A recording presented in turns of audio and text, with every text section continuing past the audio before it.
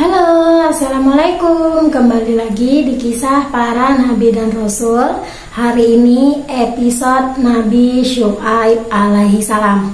Jadi kalau kalian mau tahu ceritanya sampai habis, jangan lupa tonton video ini juga ya sampai habis.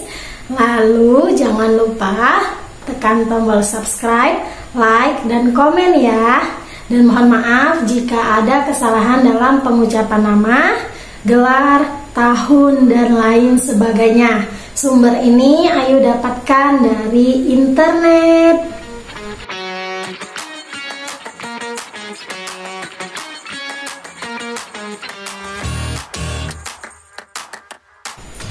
Nabi Syuaib alaihi salam.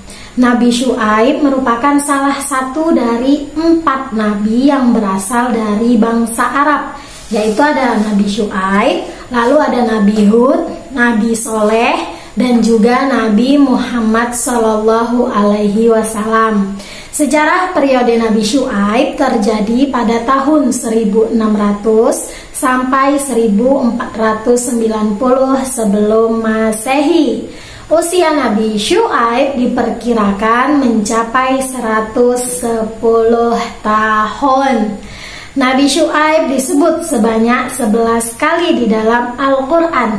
Sebagaimana dengan para nabi yang lain, kisah Nabi Syuaib berpusat pada perjuangannya menyeru kaumnya kembali ke jalan Allah.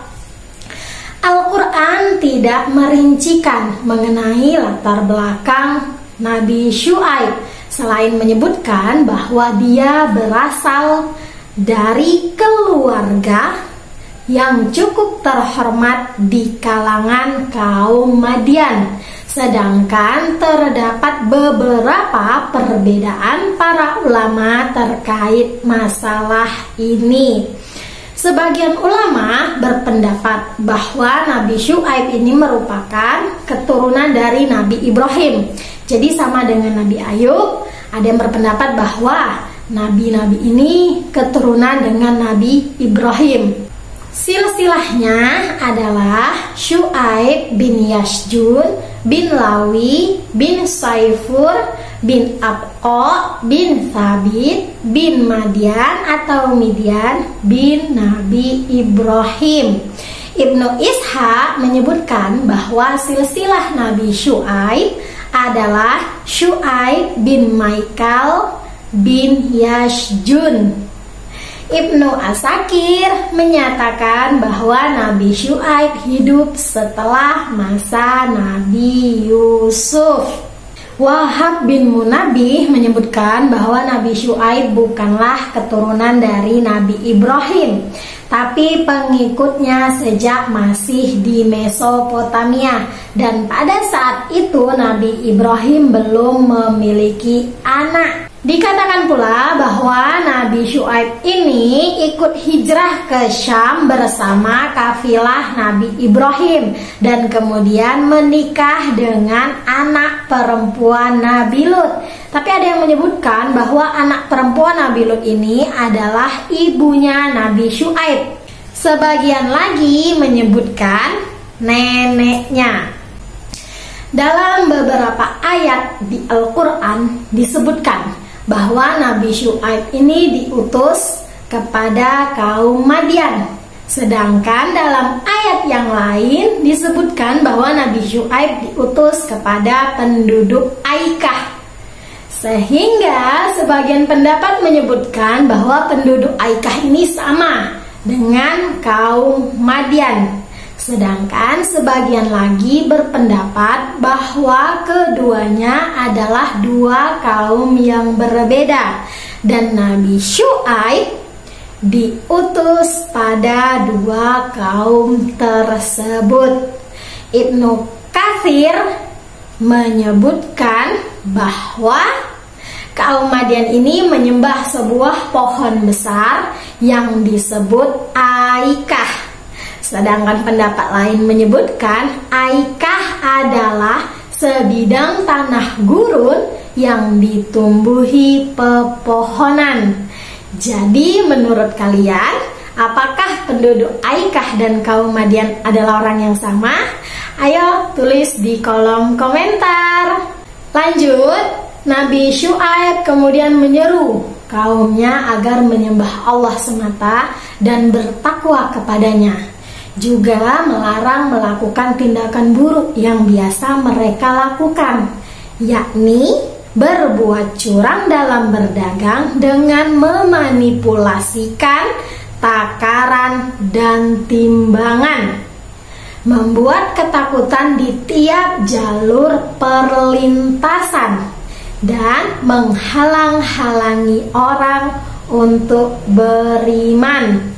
Jadi jika ada orang sekarang ini berbuat curang nih dalam berdagang dengan mengurangi, kalau ada orang yang beli dikuranginya timbangan, sedangkan kalau dia menjual sesuatu dia pengen lebih, berarti wataknya sama dengan kaum Madian. Nabi Syuaib juga menegaskan bahwa dia tidak berharap upah dari mereka atas dakwah yang telah dia lakukan. Dan di dalam Al-Quran disebutkan Nabi Syuaib pernah berkata kepada kaumnya, sesungguhnya telah datang kepadamu bukti yang nyata dari Tuhanmu. Dan itu menunjukkan bahwa Nabi Syuaib ini mempunyai mukjizat, walaupun tidak ada keterangan rinci terkait mukjizat tersebut. Nabi Syuaib kemudian memperingatkan jangan sampai ada perselisihan antara dirinya dan juga mereka, karena itu akan membuat mereka berdosa dan ditimpa azab. Nabi Syuaib juga mengingatkan kaumnya tentang azab yang menimpa kaum Nabi Nuh, Nabi Hud, Nabi Soleh, dan juga menjelaskan tentang kaum Nabi Lut yang tidak jauh dari mereka. Terkait perkataan Nabi Syuaib tentang kaum Nabi Lut, sebagian ulama menyatakan maknanya adalah bahwa letak kaum Madian ini tidak jauh dari kaum Nabi Lut. Tetapi pendapat lain menerangkan bahwa yang dimaksud ini adalah segi waktu. Artinya kebinasaan kaum Nabi Lut masih belum lama dari zaman hidupnya kaum Madian.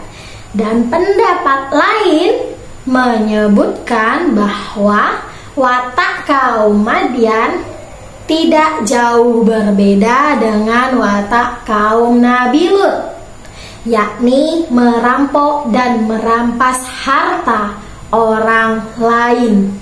Sehingga para ulama menggunakan gabungan dari semua pendapat tersebut. Meski sebagian beriman kepada seruan Nabi Syuaib, masih banyak juga yang tidak mengindahkannya. Mereka menolak meninggalkan sesembahan yang telah disembah oleh leluhur mereka. Dan mereka juga bersikukuh untuk tetap mengelola harta sesuai kemauan mereka. Sebagai sindiran, mereka menyebut Nabi Syuaib adalah seorang penyantun dan pandai. Kemudian para pemuka kaum yang kafir bersama pengikut mereka bukan hanya menolak ajakan Nabi Syuaib, tetapi juga melayangkan berbagai tekanan kepadanya. Nabi Syuaib dituduh sebagai orang yang terkena sihir. Bahkan Nabi Syuaib dan para pengikutnya juga diancam akan diusir kecuali mereka kembali menganut agama kaum Madian.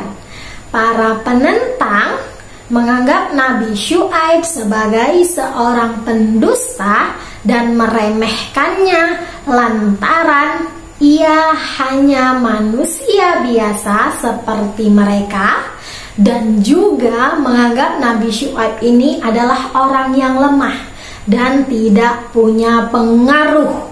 Mereka menyebutkan bahwa jika bukan karena keluarganya, pasti Nabi Syuaib sudah dirajam.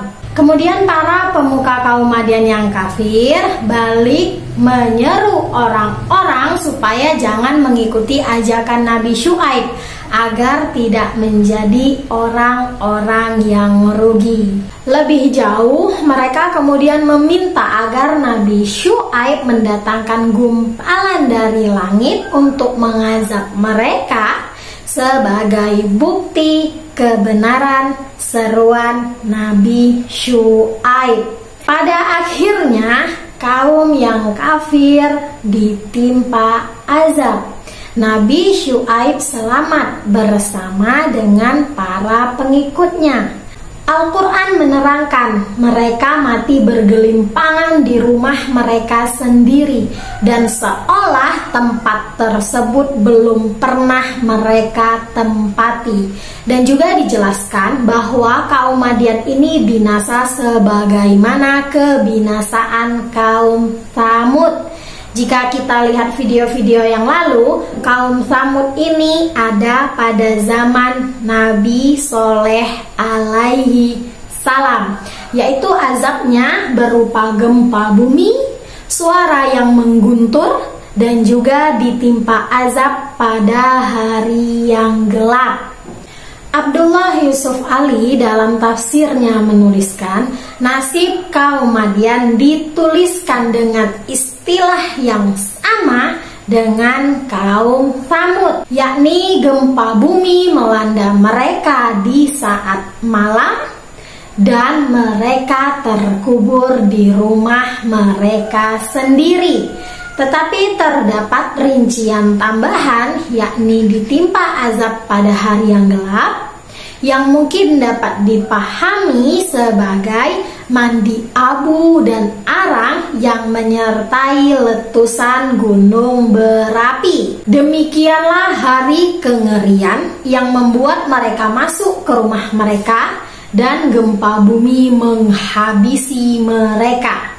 Ada pendapat yang menyebutkan bahwa saat Nabi Syuaib telah melakukan berbagai cara dalam berdakwah, namun masih banyak juga kaum yang kafir dan tidak mau beriman, sehingga Nabi Syuaib berdoa kepada Allah agar kaum Madian ini ditimpa azab, dan Allah mengabulkannya dengan menyuruh Nabi Syuaib bersama para pengikutnya meninggalkan daerah tersebut. Dan kemudian Allah menimpakan azab kepada kaum Madian melalui beberapa tahap. Kaum Madian pada awalnya diberi udara panas yang membakar kulit dan membuat dahaga. Dan pada saat itu pohon dan bangunan tidak cukup untuk tempat berteduh mereka. Kemudian Allah memberikan gumpalan awan gelap untuk kaum Madian.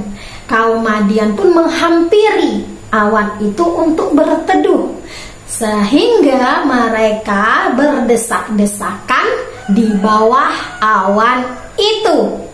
Setelah semua penduduk terkumpul, penduduk yang kafir nih ya, terkumpul, kemudian Allah menurunkan petir yang suaranya keras di atas mereka. Dan pada saat itu juga Allah menimpakan gempa bumi bagi mereka, menghancurkan kota dan kaum Madian. Al-Quran tidak menjelaskan mengenai kehidupan Nabi Syuaib sesudahnya. Wahab bin Munabbih menyebutkan bahwa Nabi Syuaib meninggal di Mekah. Terdapat beberapa tempat yang diyakini sebagai makamnya Nabi Syuaib, dan ini ada 6 tempat. Yang pertama yaitu Wadi Syuaib, Yordania, berada di sebelah barat kota Mahis sejauh 2 km. Yang kedua, di kawasan Galilea Hilir. Yang ketiga, di desa Gurieh, Iran Barat Daya. Yang keempat, di Semenanjung Sinai. Yang kelima, di sebelah barat Ka'bah di antara Darun Nadwah dan Daru Bani Sam. Dan yang terakhir di Jabal Nabi Syuaib atau Gunung Nabi Syuaib. Dan di dalam sebuah riwayat menyebutkan bahwa Nabi Muhammad pernah bersabda terkait Nabi Syuaib alaihi salam, yaitu dia adalah juru bicara para nabi. Para ulama memandang Nabi Syuaib demikian lantaran kefasihan, tingkat bahasa dan gaya bahasanya sangat tinggi dalam menyeru kaumnya agar beriman. Dan kita bakalan bahas tentang siapa itu kaum Madian. Kaum Madian adalah bangsa Arab yang memiliki tempat tinggal atau menetap di daerah yang berada di pinggiran negeri Syam atau yang saat ini kita kenal dengan Suriah. Tempat yang ditinggali kaum Madian ini berbatasan langsung dengan Hijaz serta berdekatan dengan Danau Lut. Tetapi ada pendapat yang menyebutkan bahwa kaum Madian ini adalah kaum yang tinggal di pesisir Laut Merah di tenggara Gunung Sinai. Sedangkan menurut arkeolog Amerika yaitu William G. Dever menyatakan bahwa Madian ini berada di semenanjung Arab Barat Laut di pantai timur Teluk Aqobah di Laut Merah, sebuah wilayah yang menurutnya tidak pernah didiami secara luas sampai abad ke-8 dan ke-7 sebelum Masehi. Dan dalam beberapa literatur muslim kerap menyamakan Nabi Syuaib dengan mertua Nabi Musa yang berasal dari Madian. Al-Quran menjelaskan bahwa ayah mertua Nabi Musa adalah orang yang tinggal di Madian, tetapi tidak dijabarkan tentang nama dan jati dirinya, selain menyebutkan bahwa dia adalah seorang penggembala yang sudah berusia lanjut. Di antara para ulama yang menyebutkan bahwa Nabi Syuaib dan ayah mertua Nabi Musa adalah orang yang sama, yaitu Hasan al-Basri dan Malik bin Anas. Disebutkan bahwa Nabi Syuaib yang hidupnya ini sudah lama setelah kaum kafirnya dihancurkan oleh Allah, Nabi Syuaib kemudian berjumpa dengan Nabi Musa dan menikahkannya dengan putrinya. Tetapi pendapat lain menyebutkan bahwa mertua Nabi Musa ini adalah keponakan Nabi Syuaib. Ada juga yang menyebutkan itu adalah sepupunya. Sedangkan sebagian lagi berpendapat bahwa dia adalah salah satu sosok yang beriman dari kalangan kaum Syuaib. Ibnu Katsir menyebutkan bahwa Nabi Syuaib dan ayah mertua Nabi Musa ini adalah dua orang yang berbeda. Bagaimana menurut kamu, Nabi Syuaib dan ayah mertua Nabi Musa orang yang sama atau bukan? Komen di kolom komentar. Oke, selesai sudah cerita tentang Nabi Syuaib hari ini. Maaf jika ceritanya berantakan dan sedikit tidak nyambung bagi kalian. Saksikan kisah selanjutnya yaitu tentang Nabi Musa alaihi salam. Sampai jumpa lagi di kisah para nabi dan rasul. Dan ya, Nabi Syuaib adalah nabi ke-13 di antara 25 nabi yang harus kita imani di dalam agama Islam. Assalamualaikum warahmatullahi wabarakatuh.